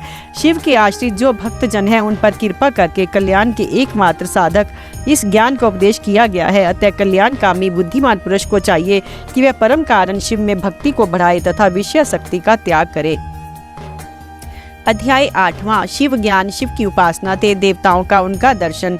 सूर्य देव में शिव की पूजा करके अर्घ्य दान की विधि तथा व्यवसाय अवतारों का वर्णन। श्री कृष्ण बोले, भगवान अब मैं उस शिव ज्ञान को सुनना चाहता हूँ जो वेदों का सार तत्व है तथा जिसे भगवान शिव ने अपने शरणागत भक्तों की मुक्ति के लिए कहा है। प्रभु शिव की पूजा कैसे की जाती है, पूजा आदि में किसका अधिकार है तथा ज्ञान योग आदि कैसे सिद्ध होते हैं। उत्तम व्रत का पालन करने वाले मुनीश्वर ये सब बातें विस्तार पूर्वक बताइए। उपमन्यु ने कहा, भगवान शिव ने जिस वेदोक्त ज्ञान को संक्षिप्त करके कहा है वही शैव ज्ञान है। वह निंदा स्तुति आदि से रहित तथा श्रवण मात्र से ही अपने प्रति विश्वास उत्पन्न करने वाला है। ये दिव्य ज्ञान गुरु की कृपा से प्राप्त होता है और अनायास ही मोक्ष देने वाला है। मैं उसे संक्षेप से ही बताऊंगा क्योंकि उसका विस्तार पूर्वक वर्णन कोई कर ही नहीं सकता है। पूर्व काल में महेश्वर शिव सृष्टि की इच्छा करके सत्य कार्य कारणों से नियुक्त हो स्वयं ही अव्यक्त से व्यक्त रूप में प्रकट हुए। उस समय ज्ञान स्वरूप भगवान विश्वनाथ ने देवताओं में सबसे प्रथम देवता वेदपति ब्रह्मा जी को उत्पन्न किया। ब्रह्मा ने उत्पन्न होकर अपने पिता महादेव को देखा तथा ब्रह्मा जी के जनक महादेव जी ने भी उत्पन्न हुए ब्रह्मा जी की ओर स्नेहपूर्ण दृष्टि से देखा, उन्हें सृष्टि रचने की आज्ञा दी। रुद्रदेव की कृपा दृष्टि से देखे जाने पर सृष्टि के सामर्थ्य से युक्त हो उन ब्रह्मदेव ने समस्त संसार की रचना की और पृथक पृथक वर्णों तथा आश्रमों की व्यवस्था की। उन्होंने यज्ञ के लिए सोम की सृष्टि की। सोम से द्युलोक का प्रादुर्भाव हुआ। वे पृथ्वी, अग्नि, सूर्य, यज्ञ में विष्णु और शचीपति इंद्र प्रकट हुए। वे सब तथा अन्य देवता रुद्र अध्याय पढ़कर रुद्रदेव की स्तुति करने लगे। तब भगवान महेश्वर अपनी लीला प्रकट करने के लिए उन सब का ज्ञान हरकर प्रसन्न मुख से उन देवताओं के आगे खड़े हो गए। तब देवताओं ने मोहित होकर उनसे पूछा, आप कौन हैं? भगवान रुद्र बोले, श्रेष्ठ देवताओं, सबसे पहले मैं ही था, इस समय भी सर्वत्र मैं ही हूँ और भविष्य में भी मैं ही रहूँगा। मेरे सिवा दूसरा कोई नहीं है। मैं भी अपने तेज से संपूर्ण जगत को तृप्त करता हूँ। मुझसे अधिक और मेरे समान कोई नहीं है। जो मुझे जानता है वह मुक्त हो जाता है। ऐसा कहकर भगवान रुद्र वहीं अंतर ध्यान हो गए। जब देवताओं ने उन महेश्वर को नहीं देखा तब वे सामदेव के द्वारा मंत्रों द्वारा उनकी स्तुति करने लगे। अर्थव शीर्ष में वर्णित पशुपत व्रत को ग्रहण करके उन अमरागणों ने अपने संपूर्ण अंगों में भस्म लगा लिया। ये देख उन पर कृपा करने के लिए पशुपति महादेव अपने गणों और उमा के सहित उनके निकट आए। प्राणायाम के द्वारा श्वास को जीतकर निद्रा रहित एवं निष्पाप हुए योगीजन अपने हृदय में जिनका दर्शन करते हैं, उन्हीं महादेव को उन देवेश्वरों ने वहां देखा जिन्हें ईश्वर की इच्छा का अनुसरण करने वाली पराशक्ति कहते हैं। उन वामलोचना भवानी को भी उन्होंने वामदेव महेश्वर के वाम भाग में विराजमान देखा, जो संसार को त्याग कर शिव के परम पद को प्राप्त हो चुके हैं तथा जो नित्य सिद्ध है। उन गणेश्वरों को भी देवताओं ने दर्शन किया। तत्पश्चात देवता महेश्वर संबंधी वैदिक और पौराणिक दिव्य स्त्रोतों द्वारा देवी सहित महेश्वर की स्तुति करने लगे। जब वृषभ ध्वज महादेव जी उन देवताओं की ओर कृपा पूर्वक देखकर अत्यंत प्रसन्न हो स्वभावतः मधुर वाणी में बोले कि मैं तुम लोगों पर बहुत संतुष्ट हूँ। उन प्रार्थनीय एवं पूज्यतम भगवान वृषभ ध्वज को अत्यंत प्रसन्नचित जान देवताओं ने प्रणाम करके आदर पूर्वक उनसे पूछा। देवता बोले, भगवान, इस भूतल पर किस मार्ग से आपकी पूजा होनी चाहिए और उस पूजा में किसका अधिकार है, ये ठीक ठीक बताने की कृपा करें। तब देवेश्वर शिव ने देवी की ओर मुस्कुराते हुए देखा और अपने परम घोर सूर्य में स्वरूप को दिखाया। उनका वह स्वरूप संपूर्ण ऐश्वर्य गुणों से संपन्न, सर्व तेजों में सर्व उत्कृष्ट तथा शक्तियों, मूर्तियों, अंगों, ग्रहों और देवताओं से घिरा हुआ था। उसके 8 भुजाएं और 4 मुख थे। उसका आधा भाग नारी के रूप में था। उस अद्भुत आकृति वाले आश्चर्यजनक स्वरूप को देखते ही सब देवता ये जान गए कि सूर्य देव, पार्वती देवी, चंद्रमा, आकाश, वायु, तेज, जल, पृथ्वी तथा शेष पदार्थ भी शिव के ही स्वरूप हैं। संपूर्ण चराचर जगत शिव में ही है। परस्पर ऐसा कहकर उन्होंने भगवान सूर्य को अर्घ्य दिया और नमस्कार किया। अर्घ्य देते समय वे इस प्रकार बोले, जिनका वर्ण सिंदूर के समान है और मंडल सुंदर है, जो शरण के समान कांतिमान आभूषणों से विभूषित है, जिनके नेत्र कमल के समान है, जिनके हाथ में भी कमल है, जो ब्रह्मा, इंद्र और नारायण के भी कारण है, उन भगवान को नमस्कार करके यूं कह उत्तम रत्नों से पूर्ण स्वर्ण, कुमकुम, कुश और पुष्प से युक्त जल सोने के पात्र में लेकर उन देवेश्वर को अर्घ्य दें और कहें, भगवान, आप प्रसन्न हो, आप सबके आदि कारण हैं, आप ही रुद्र, विष्णु, ब्रह्मा और सूर्य रूप हैं। गणों सहित आप शांत शिव को नमस्कार है, जो एकाग्रचित्त सूर्य मंडल में शिव का पूजन करके प्रातः काल, मध्याह्न काल और साय काल में उनके लिए उत्तम अर्घ्य देता है, प्रणाम करता है, इन श्रवण सुखद श्लोकों को पढ़ता है, उसके लिए कुछ भी दुर्लभ नहीं है। यदि वह भक्त है तो अवश्य ही मुक्त हो जाता है। इसलिए प्रतिदिन शिव रूपी सूर्य का पूजन करना चाहिए। धर्म, अर्थ, काम और मोक्ष के लिए मन, वाणी तथा क्रिया द्वारा उनकी आराधना करनी चाहिए। तत्पश्चात मंडल में विराजमान महेश्वर देवताओं की ओर देखकर उन्हें संपूर्ण शास्त्रों में श्रेष्ठ शिव शास्त्र देकर वही अंतर ध्यान हो गए। उस शास्त्र में शिव पूजा का अधिकार ब्राह्मण, क्षत्रिय और वैश्यों को दिया गया है। ये जानकर देवेश्वर शिव को प्रणाम करके देवता जैसे आए थे वैसे चले गए। तदंतर दीर्घ काल के पश्चात जब वह शास्त्र लुप्त हो गया, तब भगवान शंकर के अंक में बैठी महेश्वरी शिवा ने पति देव से उसके विषय में पूछा। तब देवी से प्रेरित हो चंद्रभूषण महादेव ने वेदों का सार निकालकर संपूर्ण आगमों में श्रेष्ठ शास्त्र का उपदेश दिया। फिर उन परमेश्वर की आज्ञा से मैंने, गुरुदेव अगस्त ने और महर्षि दधीची ने भी लोक में उस शास्त्र का प्रचार किया। शूलपाणी महादेव स्वयं भी युग युग में भूतल पर अवतार ले अपने आश्रित जनों को मुक्ति के लिए ज्ञान का प्रसार करते हैं। ऋभु, सत्य, भार्गव, अंगिरा, सविता, मृत्यु आदि इंद्र, मुनिवर, वशिष्ठ, सारस्वती, धामा, मुनि श्रेष्ठ, त्रिवर्त, शततेजा, साक्षात धर्म स्वरूप नारायण, सवृक्ष, बुद्धिमान आरुणि, कृतंजय, भरद्वाज, श्रेष्ठ विद्वान, गौतम, वाचश्रवा मुनि, पवित्र सूक्ष्यमानी, त्रिनबिंदु मुनि, कृष्ण, शक्ति, शाक्त्य, प्राशर, उत्तर, जातकर्ण्य और साक्षात नारायण स्वरूप कृष्ण द्वैपायन मुनि, ये सब व्यास अवतार हैं। अब क्रमशः कल्प योगेश्वरों का वर्णन सुनो। लिंग पुराण में द्वापर के अंत में होने वाले उत्तम व्रतधारी व्यास अवतार तथा योगाचार्य अवतार का वर्णन है। भगवान शिव के शिष्यों में जो प्रसिद्ध है उनका वर्णन है। उन अवतारों में भगवान के मुख्य रूप से 4 महातेजस्वी शिष्य होते हैं, फिर उनके सैकड़ों हजारों शिष्य पर शिष्य हो जाते हैं। लोक में उनके उपदेशों के अनुसार भगवान शिव की आज्ञा पालन करने आदि के द्वारा भक्ति से अत्यंत भावित तो भाग्यवान पुरुष मुक्त हो जाते हैं। अध्याय 9। शिव के अवतार योगाचार्य तथा उनके शिष्यों की नामावली। श्री कृष्ण बोले, भगवान समस्त युगावतारों में योगाचार्य के व्याय से भगवान शंकर के जो अवतार होते हैं और अवतारों के जो शिष्य होते हैं उन सबका वर्णन कीजिए। उपमन्यु ने कहा, श्वेत, सुतार, मदन, सुहोत्र, कंकल गौक्ष, महामायावी, जैगीश्वर, दधिवास, ऋषभ मुनि, उग्र, अत्रि, सुपालक, गौतम, वेद, शिरा मुनि, गोकर्ण, गुहावासी, शिखंडी, जटामाली, अट्टहास, दारुक, लांगुली, महाकाल, शूली, दंडी, मुंडी, सहिष्णु, सोम शर्मा और नुक्लीश्वर, ये वराकल्प के इस 7वें मनवंतर में युग क्रम से 28वें योगाचार्य प्रकट हुए हैं। इनमें से प्रत्येक के शांत चित्त वाले 4 शिष्य हुए हैं जो श्वेत से लेकर ऋष्य पर्यंत बताए गए हैं। मैं उनका क्रमशः वर्णन करता हूँ, सुनो। श्वेत, श्वेत शिख, श्वेताशव, श्वेत लोहित, सुंदवी, शतरूप, ऋचिक, केतुमान, विकोश, विकेश, विपाश, पाशनाशन, सुमुख, दुर्मुख, दुर्गम, दुरतिक्रम, सनत कुमार, सनक, सनातन, सनातन, सुधामा, विरजा, शंख, अंडज, सारस्वत, मेघ, मेघवा, सुवाहक, कपिल, आसुरी, पंचशिख, वाष्कल, प्राशर, गर्ग, भार्गव, अंगिरा, बल, बंधु, नीरामित्र, केतु, श्रृंग, तपोधन, लंबोदर, लंब, लंबात्मा, लंबकेशक, सर्वज्ञ, समबुद्धि, साध्य, सिद्धि, सुधामा, कश्यप, वशिष्ठ, विरजा, अति, गुर्ग, उग्र, गुरुश्रेष्ठ, श्रवण, श्रविष्ठिक, शुनिकुनि, कनुबाहु, कुशरीर, कुनेत्रक, काश्यप, उष्णा, च्यवन, बृहस्पति, उतथ्य, वामदेव, महाकाल, महानील, वाचे, श्रवा, सुवीर, श्यावक, यतीश्वर, हिरण्यनाभ, कौशल्य, लोकाशी, कुथिमी, सुमंतु, जैमिनी, कुबंध, कुशकंदर, पलक्ष, दारभ्यानी, केतुमान, गौतम, भल्लवी, मधुपिंग, श्वेत केतु, उशिज, बृहदशव, देवल, कवि, शालिहोत्र, सुवेश, शुभनाशव, शरदसु, छगल,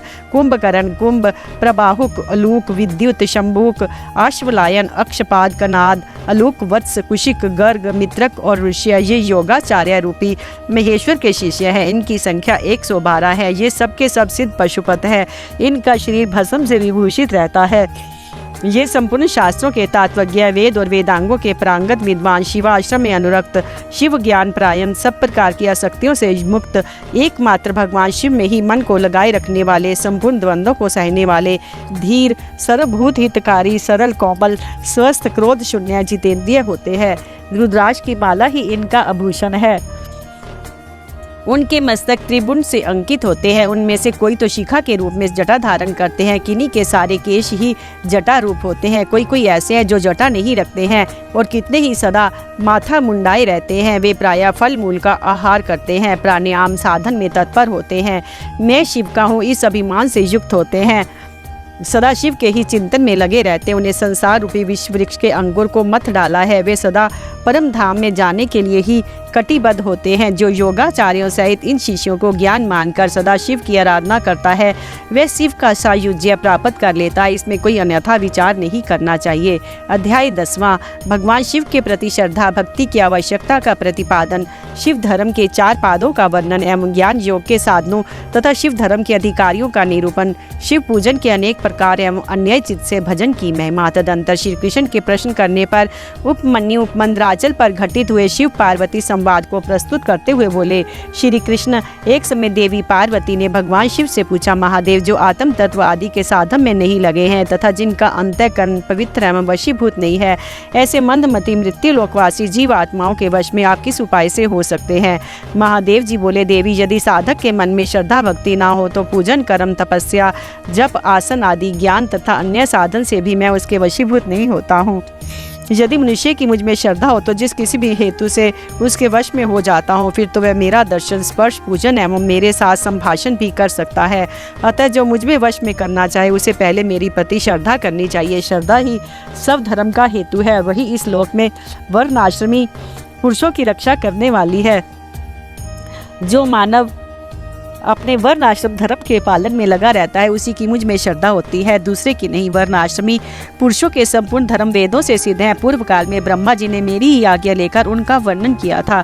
ब्रह्मा जी का बताया हुआ वह धर्म अधिक धन के द्वारा साध्य है तथा अनेक प्रकार के क्रियाकलाप से युक्त होता है। उससे मिलने वाला अधिकांश फल अक्षय नहीं है तथा उस धन के अनुष्ठान में अनेक प्रकार के क्लेश और आयास उठाने पड़ते हैं। उस महान धर्म से परम दुर्लभ श्रद्धा को पाकर जो वर्ण आश्रमी मनुष्य अन्याय भाव से मेरी शरण में आ जाते हैं, उन्हें सुखद मार्ग से धर्म, अर्थ, काम और मोक्ष प्राप्त होते हैं। वर्ण आश्रम संबंधी आचार की सृष्टि मैंने ही बारंबार की है।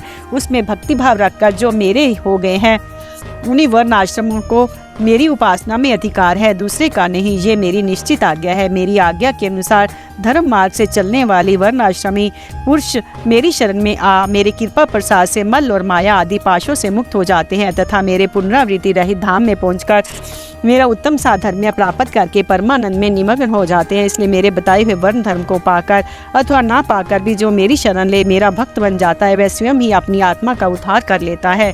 ये कोटि कोटि गुना अधिक अलब्ध लाभ है। ये कोटि गुना अधिक अलब्ध लाभ है। अतः मेरे मुख से प्रतिपादित वर्ण धर्म को पालन अवश्य करना चाहिए। जो मोक्ष मार्ग से विलग होकर दूसरी किसी वस्तु के लिए श्रम करता है, उसके लिए वही सबसे बड़ी हानि है, वही बड़ी भारी त्रुटि है, वही मोह है, वही अंधता एवं मुक्ता है। देवेश्वरी, मेरा जो सनातन धर्म है ये 4 वर्णों से चरणों से युक्त बताया गया है। उन चरणों के नाम है ज्ञान, क्रिया, चर्या और योग। पशुपाश और पति का ज्ञान ही ज्ञान कहलाता है। गुरु के अधीन जो विधि पूर्वक षड धव और शोधन का कार्य होता है उसे क्रिया कहते हैं। मेरे द्वारा विहित वर्ण आश्रम पर युक्त जो मेरे पूजन आदि धर्म है उनके आचरण का नाम चर्या है। मेरे बताए हुए मार्ग से ही मुझ में सुस्थिर भाव में चित्त लगाने वाले साधक के द्वारा जो अंतःकरण की अन्य वृत्तियों का निरोध किया जाता है उसी को योग कहते हैं। देवी, चित्त को निर्मल एवं प्रसन्न बनाना अश्वमेध यज्ञों के समूह से भी श्रेष्ठ है, क्योंकि वह मुक्ति देने वाला है। विषय भोग की इच्छा रखने वाले लोगों के लिए ये मनय प्रसाद दुर्लभ है। जिसमें यम और नियम के द्वारा इंद्रिय समुदाय पर विजय प्राप्त कर लिया उसे विरक्त पुरुष के लिए ही योग को सुलभ बताया गया है। योग पूर्व पापों को हर लेने वाला है। वैराग्य से ज्ञान होता है, ज्ञान से योग। योगज्ञ पुरुष पतित हो तो भी मुक्त हो जाता है, इसमें संशय नहीं है। सब प्राणियों पर दया करनी चाहिए। सदा अहिंसा धर्म का पालन सबके लिए उचित है। ज्ञान का संग्रह भी आवश्यक है। सत्य बोलना, चोरी से दूर रहना, ईश्वर और परलोक पर विश्वास रखना, मुझ में श्रद्धा करना, इंद्रियों को संयम में रखना, वेद शास्त्रों का पढ़ना पढ़ाना, यज्ञ करना कराना, मेरा चिंतन करना, ईश्वर के प्रति अनुराग रखना और सदा ज्ञानशील होना ब्राह्मण के लिए नितांत आवश्यक है। जो ब्राह्मण ज्ञान युग की सिद्धि के लिए इस प्रकार उपयुक्त धर्मों का पालन करता है वह शीघ्र ही विज्ञान पाकर योग को भी सिद्ध कर लेता है। प्रिय ज्ञानी पुरुष ज्ञान अग्नि के द्वारा इस कर्म में शरीर को क्षण भर में दग्ध करके मेरे प्रसाद से योग का ज्ञाता होकर कर्म बंधन से छुटकारा पा जाता है। पुण्य पाप में जो कर्म है उसे मोक्ष का प्रतिबंधक बताया गया है। इसलिए योगी पुरुष योग के द्वारा पुण्य का परित्याग कर दे। फल की कामना से प्रेरित होकर कर्म करने से निश्चय बंधन में पड़ता है, केवल कर्म करने मात्र से नहीं। अतः कर्म के फल को त्याग देना चाहिए। प्रिय, पहले कर्म में यज्ञ द्वारा बाहर मेरी पूजा करके फिर ज्ञान योग में तत्पर ही साधक योग का अभ्यास करे। कर्म यज्ञ से मेरे साधक योग का अभ्यास करे। कर्म यज्ञ से मेरे यथार्थ स्वरूप का बोध प्राप्त हो जाने पर जीव योग युक्त हो मेरे यजन से विरत हो जाते हैं। उसमें मिट्टी, पत्थर और स्वर्ण में ही समभाव रखते हैं। जो मेरा भक्त नित्य मुक्त एकाग्रचित हो ज्ञान योग में तत्पर रहता है, मुनियों में श्रेष्ठ एवं योगी होकर मेरा सायुज्य प्राप्त कर लेता है। जो वर्ण आश्रमी पुरुष वन में विरक्त नहीं है, वह मेरा आश्रय ज्ञान, चर्या और क्रिया इन तीनों में ही प्रवृत्त होने के अधिकारी हैं, उन्हीं के अनुष्ठान की योग्यता रखते हैं। मेरा पूजन 2 प्रकार का है, ब्रह्म और आभ्यंतर। इसी तरह मन, वाणी और शरीर, इन त्रिविध साधनों के भेद से मेरा भजन 3 प्रकार का माना गया है। तप, कर्म, जप, ध्यान और ज्ञान, ये मेरे भजन के 5 स्वरूप हैं। अतः साधु पुरुष उसे 5 प्रकार का भी कहते हैं। मूर्ति आदि में जो मेरा पूजन आदि होता है जिससे दूसरे लोग जान लेते हैं, वह ब्रह्म पूजन या भजन कहा गया है। तथा वही भजन पूजन जब मन के द्वारा होने से केवल अपने ही अनुभव का विषय होता है तब अभ्यंतर कहलाता है। मुझ में लगा हुआ चित्त ही मन कहलाता है। सामान्यतः मन पात्र को यहाँ मन नहीं कहा गया है। इसी तरह जो वाणी मेरे नाम के जप और कीर्तन में लगी हुई है वही वाणी कहलाने योग्य है, दूसरी नहीं। जो मेरे शास्त्र में बताए हुए त्रिपुंड आदि चिन्हों से अंकित है और निरंतर मेरी सेवा में पूजा में लगा हुआ है वही शरीर है, दूसरा नहीं। मेरी पूजा को ही कर्म जानना चाहिए। बाहर जो यज्ञ आदि किए जाते उन्हें कर्म नहीं कहा गया है। मेरे लिए शरीर को सुखाना ही तप है। कृच्छ, चांद्रायन आदि का अनुष्ठान नहीं। पंचाक्षर मंत्र की आवृत्ति, प्रणव का अभ्यास तथा रुद्र अध्याय का आदि का बारंबार पाठ ही यहाँ जप कहा गया है, वेदाध्ययन आदि नहीं। मेरे स्वरूप का चिंतन स्मरण ही ध्यान है। आत्मा आदि के लिए की हुई समाधि नहीं। मेरे आगमों के अर्थ को भली भांति जानना ही ज्ञान है, दूसरी किसी वस्तु के अर्थ को समझना नहीं। देवी, पूर्व वासनावश ब्रह्म अथवा अभ्यंतर जिस पूजन में मन का अनुराग हो उसी में दृढ़ निष्ठा रखनी चाहिए। ब्रह्म पूजन से अभ्यंतर पूजन 100 गुना अधिक श्रेष्ठ है, क्योंकि उसमें दोषों का मिश्रण नहीं होगा तथा प्रत्यक्ष दिखने वाले दोषों को भी वहाँ संभावना नहीं रहती है। भीतर की शुद्धि को ही शुद्धि समझनी चाहिए।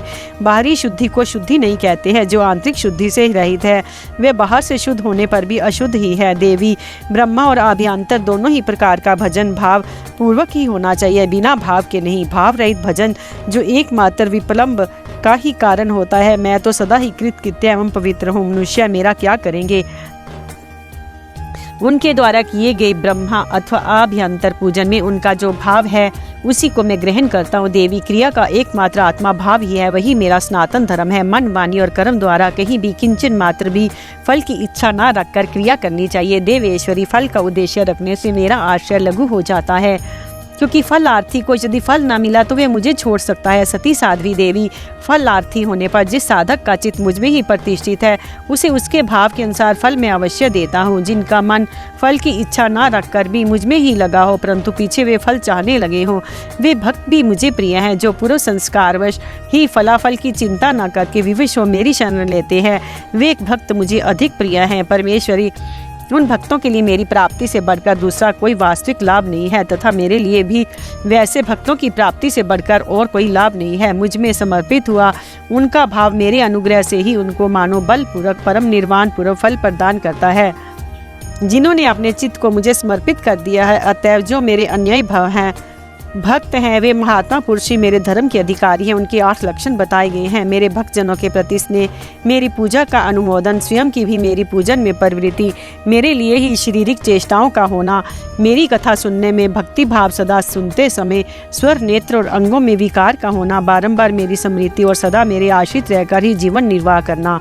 ये 8 प्रकार के चिन्ह यदि किसी मलेच्छ में भी हों तो वह विप्र शिरोमणि श्रीमान मुनि है, वह सन्यासी है और वही पंडित है। जो मेरा भक्त नहीं है वह चारों वेदों का विद्वान हो तो मुझे प्रिय नहीं है, परंतु जो मेरा भक्त है वह चंडाल हो तो भी प्रिय है। उसे उपहार देना चाहिए, उससे प्रसाद ग्रहण करना चाहिए तथा वे मेरे समान ही पूजनीय है। जो भक्ति भाव से मुझे पत्र, पुष्प, फल अथवा जल समर्पित करता है उसके लिए मैं अदृश्य नहीं होता हूँ और वह मेरी भी दृष्टि से कभी ओझल नहीं होता है। अध्याय 11वां, वर्णाश्रम धर्म तथा नारी धर्म का वर्णन। शिव के भजन, चिंतन एवं ज्ञान की महत्ता का प्रतिपादन। महादेव जी कहते हैं, देवेश्वरी, अब मैं अधिकारी, विद्वान एवं श्रेष्ठ ब्राह्मण भक्तों के लिए संक्षेप से वर्ण धर्म का वर्णन करता हूँ। तीनों काल, स्नान, अग्निहोत्र, विधिवत, शिवलिंग पूजन, दान, ईश्वर प्रेम, सदा और सर्वत्र दया, सत्य भाषण, संतोष, आस्तिकता, किसी भी जीव की हिंसा न करना, लज्जा, श्रद्धा, अध्ययन, योग, निरंतर अध्यापन, व्याख्यान, ब्रह्मचर्य, उपदेश, श्रवण, तपस्या, क्षमा, शौच, शिखा धारण, यज्ञोपवीत धारण, पगड़ी धारण करना, दुपट्टा लगाना, निषिद्ध वस्तु का सेवन न करना, रुद्राक्ष की माला पहनना, प्रत्येक पर्व में विशेषतः चतुर्दशी को शिव की पूजा करना, ब्रह्मकुर्च का पान, प्रत्येक मास में ब्रह्मकुर्च से विधिपूर्वक मुझे नहलाकर मेरा विशेष रूप से पूजन करना, संपूर्ण क्रियान का त्याग, श्राद्धान का परित्याग, बासी अन्न तथा विशेषतः यावक का त्याग, मध्य और मध्य की गंध का त्याग, शिव को निवेदित नैवेद्य का त्याग, ये सभी वर्णों के सामान्य धर्म है। ब्राह्मणों के लिए विशेष धर्म ये हैं कि क्षमा, शांति, संतोष, सत्य, असत्य, चोरी न करना, ब्रह्मचर्य, शिव ज्ञान, वैराग्य, भस्म सेवन और सब प्रकार की आसक्तियों से निवृत्ति। इन 10 धर्मों को ब्राह्मण को विशेष धर्म कहा गया है। अब योगियों के लक्षण बताए जाते हैं। दिन में भिक्षान भोजन उनका विशेष धर्म है। ये वानप्रस्थ आश्रम वालों के लिए भी उनके समान ही अभीष्ट है। इन सबको और ब्रह्मचारियों को भी रात में भोजन नहीं करना चाहिए। पढ़ाना, यज्ञ कराना और दान लेना, इनका विधान मैंने विशेषतः क्षत्रिय और वैश्य के लिए नहीं किया है। मेरे आश्रय में रहने वाले राजाओं या क्षत्रियों के लिए थोड़े में धर्म का संग्रह इस प्रकार है। सब वर्णों की रक्षा, युद्ध में शत्रुओं का वध, दुष्ट पक्षियों, मृगों तथा दुराचारी मनुष्यों का दमन करना, सब लोगों पर विश्वास न करना, केवल शिव योगियों पर ही विश्वास रखना, ऋतु काल में ही स्त्री संसर्ग करना, सेना का संरक्षण, गुप्तचर भेजकर लोक में घटित होने वाले समाचारों को जानना, सदा अस्त्र धारण करना तथा भस्म में कंचुक धारण करना, गौ रक्षा, वाणिज्य और कृषि, ये वैश्य के धर्म बताए गए हैं। शूद्रेतर वर्णों, ब्राह्मण, क्षत्रिय और वैश्यों की सेवा शूद्र का धर्म कहा गया है। बाग लगाना, मेरे तीर्थों की यात्रा करना तथा अपनी धर्म पत्नी के साथ ही समागम करना गृहस्थ के लिए विहित धर्म है। वनवासियों, यतियों और ब्रह्मचारियों के लिए ब्रह्मचर्य का पालन मुख्य धर्म है। स्त्रियों के लिए पति की सेवा ही सनातन धर्म है, दूसरा नहीं। कल्याणी, यदि पति की आज्ञा हो तो नारी मेरा पूजन भी कर सकती है। जो स्त्री पति की सेवा छोड़कर व्रत में तत्पर होती है वह नरक में जाती है।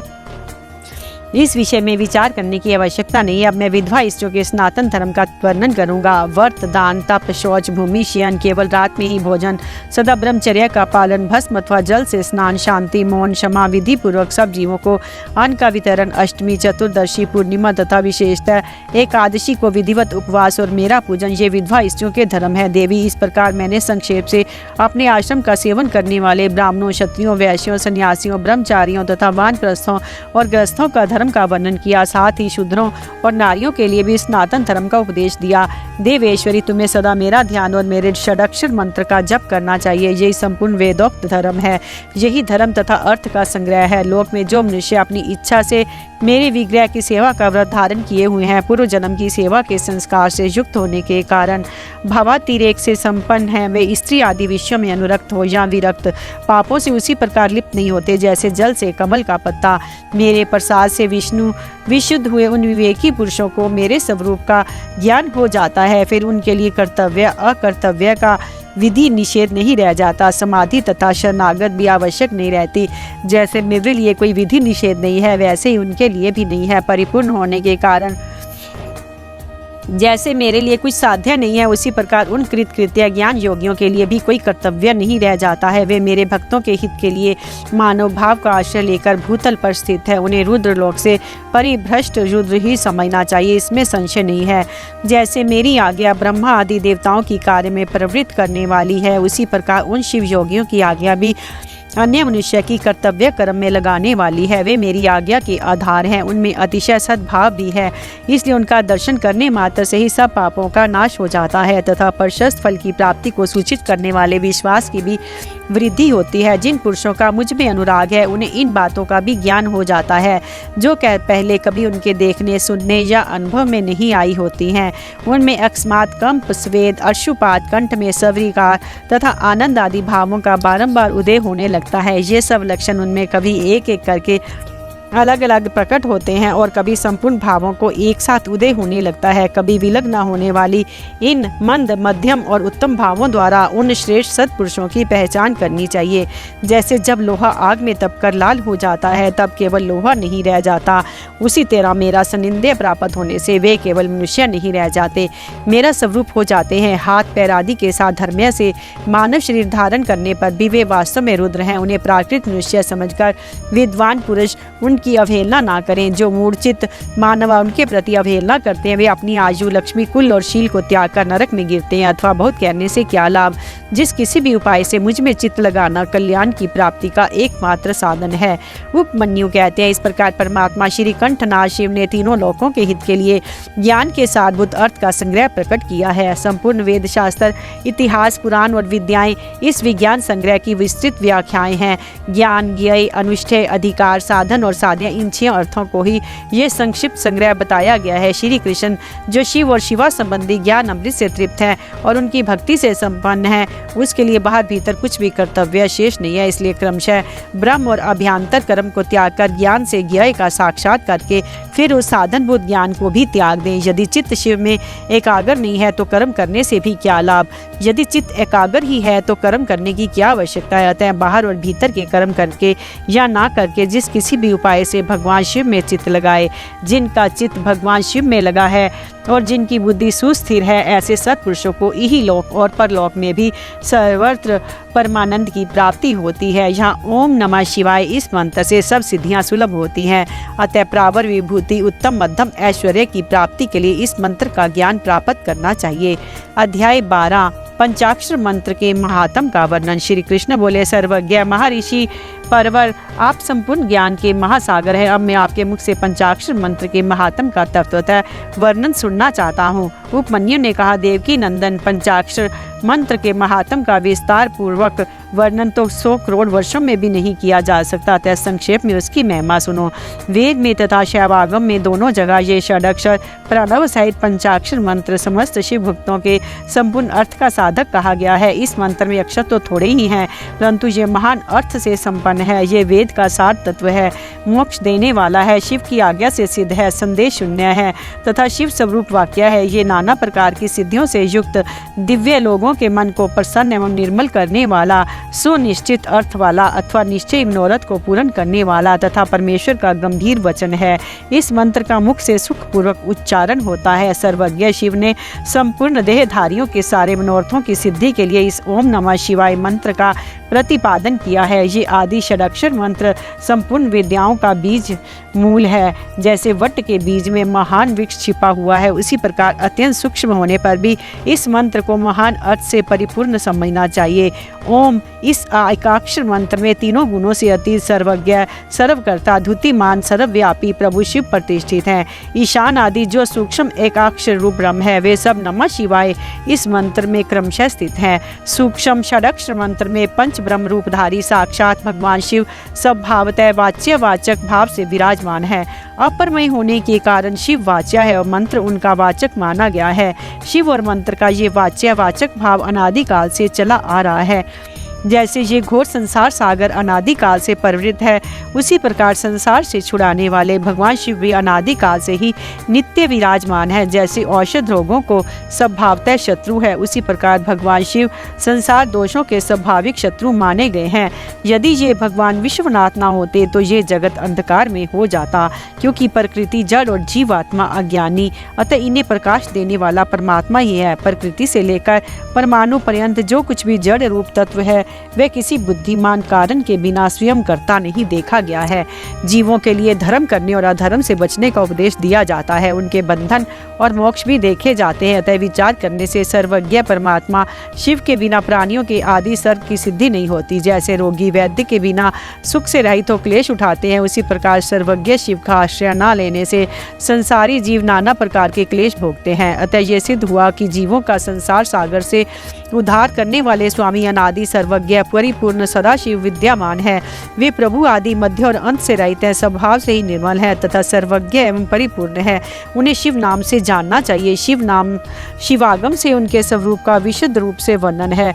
ये पंचाक्षर मंत्र उनका अभिधान वाचक है और वे शिव अभिध्यय वाच्य है। अभिध्यान और अभिध्यय वाचक और वाच्य रूप होने के कारण परम शिव स्वरूप ये मंत्र सिद्ध माना गया है। ओम नमः शिवाय ये जो षडाक्षर शिव वाक्य है, इतना ही शिव ज्ञान है, इतना ही परम पद है और शिव का विधि वाक्य है, अर्थवाद नहीं है। ये उन्हीं शिव का स्वरूप है जो सर्वज्ञ परिपूर्ण और स्वभावतः निर्मल है, जो समस्त लोगों पर अनुग्रह करने वाले हैं। वे भगवान शिव झूठी बात कैसे कह सकते हैं? जो सर्वज्ञ हैं वे तो मंत्र से जितना फल मिल सकता है उतना पूरा का पूरा बताएंगे, परंतु जो राग और अज्ञान आदि दोषों से ग्रस्त हैं वे ही झूठी बात कह सकते हैं। वे राग और अज्ञान आदि दोष ईश्वर में नहीं है, अतः ईश्वर कैसे झूठ बोल सकते हैं? जिनका संपूर्ण दोषों से कभी परिचय ही नहीं हुआ, उन सर्वज्ञ शिव ने जिस निर्मल वाक्य पंचाक्षर मंत्र का प्रणयन किया वे प्रमाणभूति है, इसमें संशय नहीं है। इसलिए विद्वान पुरुष को चाहिए कि वे ईश्वर के वचनों पर श्रद्धा करे। यथार्थ पुण्य पाप के विषय में ईश्वर के वचनों पर श्रद्धा न करने वाला पुरुष नरक में जाता है। शांत स्वभाव वाले श्रेष्ठ मुनियों ने स्वर्ग और मोक्ष की सिद्धि के लिए जो सुंदर बात कही है उसे सुभाषित समझना चाहिए। जो वाक्य राग द्वेष असत्य काम क्रोध और तृष्णा का अनुसरण करने वाला हो वह नरक का हेतु होने के कारण दुर्भाषित कहलाता है। अविद्या एवं राग से युक्त वाक्य जन्म मरण रूप संसार क्लेश की प्राप्ति में कारण होता है। अतः वे कोमल ललित अथवा संस्कृत संस्कार युक्त हो तो भी उससे क्या लाभ? जिसे सुनकर कल्याण की प्राप्ति हो तथा राग आदि दोषों का नाश हो जाए, वह वाक्य सुंदर शब्दावली से युक्त न हो तो भी शोभन तथा समझने योग्य है। मंत्रों की संख्या बहुत होने पर जिस विमल षडाक्षर मंत्र का निर्माण सर्वज्ञ शिव ने किया है उसके समान कहीं कोई दूसरा मंत्र नहीं है। षडाक्षर मंत्र में कहीं 6 अंगों सहित संपूर्ण वेद और शास्त्र विद्यमान है, अतः उसके समान दूसरा कोई मंत्र नहीं है, कहीं नहीं है। 7 करोड़ महामंत्रों और अनेकानेक उप मंत्रों से ये षडाक्षर मंत्र उसी प्रकार भिन्न है जैसे वृत्ति से सूत्र। जितने शिव ज्ञान है जो विद्या स्थान है वे सब षडाक्षर मंत्र रूपी सूत्र के संक्षिप्त भाष्य हैं। जिसके हृदय में ओम नमः शिवाय ये षडाक्षर मंत्र प्रतिष्ठित है उसे दूसरे बहुसंख्यक मंत्रों और अनेक विस्तृत शास्त्रों से क्या प्रयोजन है? जिसने ओम नमः शिवाय इस मंत्र का जब दृढ़ता पूर्वक अपना लिया है उसने संपूर्ण शास्त्र पढ़ लिया, समस्त शुभ कृत्यों का अनुष्ठान पूरा कर लिया। आदि में नमः पद से युक्त शिवाय ये 3 अक्षर जिसकी जिह्वा के अग्रभाग में विद्यमान है उसका जीवन सफल हो गया। पंचाक्षर मंत्र के जप में लगा हुआ पुरुष यदि पंडित, मूर्ख, अत्यंज अथवा अधम भी हो तो वह पाप अंजर में मुक्त हो जाता है।